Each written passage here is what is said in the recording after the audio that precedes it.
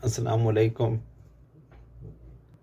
मैं सबसे पहले अपने लावा के रहने वाले भाइयों को और लावा ऑल पाकिस्तान टूर्नामेंट अरेंज करने वाली इंतज़ामिया को मुबारकबाद देता हूँ कि उन्होंने इतना अच्छा टूर्नामेंट अरेंज किया और हमारी यूथ को एक मौका प्रोवाइड किया कि वो उसमें अपनी सलाहियतों को बरूए कार ला सकें।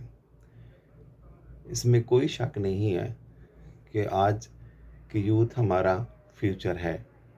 इनको गैर निसाबी एक्टिविटी प्रोवाइड करना बहुत अच्छा फ़ेल है। मैं इसके लिए ऑल लावा पाकिस्तान टूर्नामेंट इंतज़ामिया का बहुत शुक्रगुज़ार हूँ। लावा से हमारा ताल्लुक़ बहुत गहरा है। हमारे बुज़ुर्ग लावा के रहने वाले थे, तो ये सरज़मीन हमें उसी तरह प्यारी है जैसे हम दुनियापुर से प्यार करते हैं। तो इस टूर्नामेंट में हमारी दुनियापुर की टीम फ़ख्र अवान क्रिकेट क्लब के नाम से शामिल है।